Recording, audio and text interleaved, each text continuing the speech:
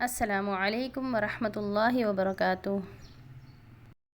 प्यारे बच्चों, मुझे उम्मीद है आप सब लोग खैरियत से होंगे। आज का हमारा लेसन है सूरतुल बक़रा, आयत नंबर 232 से लेकर 235 तक। तो चलिए हम अपने लेसन का बाकायदा आगाज़ कर लेते हैं। अऊज़ु बिल्लाहि मिनश शैतानिर रजीम। बिस्मिल्लाहिर्रहमानिर्रहीम। वइज़ा तल्लक़्तुमुन्निसाअ फ़बलग़्न अजलहुन्न फला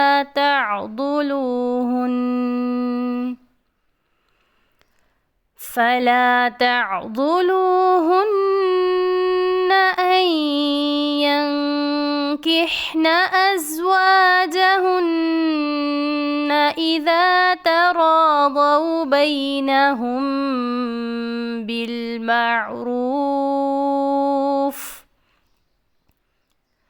ذلك يوعظ به من كان منكم يؤمن بالله واليوم الآخر،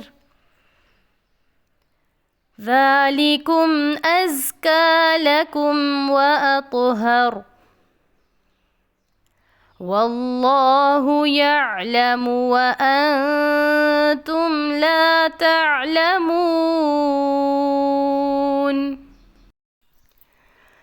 والوالدات يرضعن أولادهن حولين كاملين لمن أراد أن يتم الرضاعة،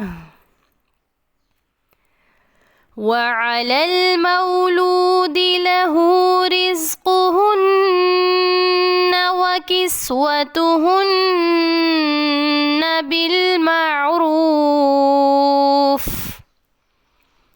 لا تكلف نفس إلا وسعها، لا تضار والدة بولدها ولا مولود له بولده،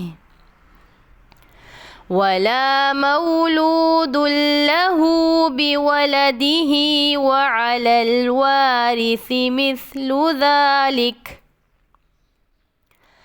فإن أرادا فصالا عن تراض منهما وتشاور فلا جناح عليهما. وإن أردتم أن تسترضعوا أولادكم فلا جناح عليكم إذا سلمتم ما آتيتم بالمعروف، واتقوا الله واعلموا أن الله بما تعملون بصير. والذين يتوفون منكم ويذرون أزواجا يتربصن بأنفسهن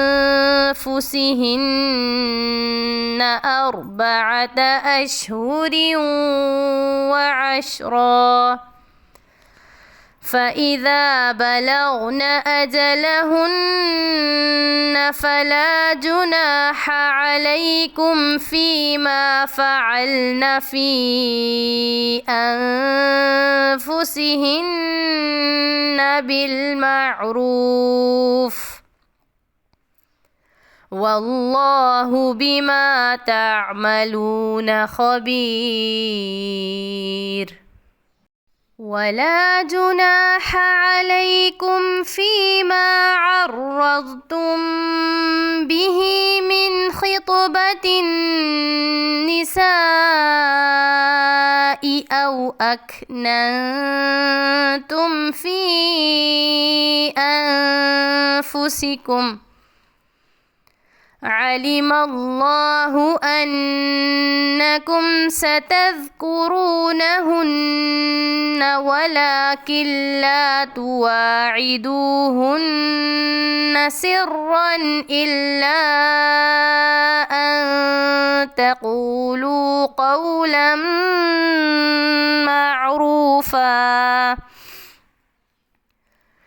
ولا تعزموا عقدة النكاح حتى يبلغ الكتاب أجله واعلموا أن الله يعلم ما في أنفسكم فاحذروه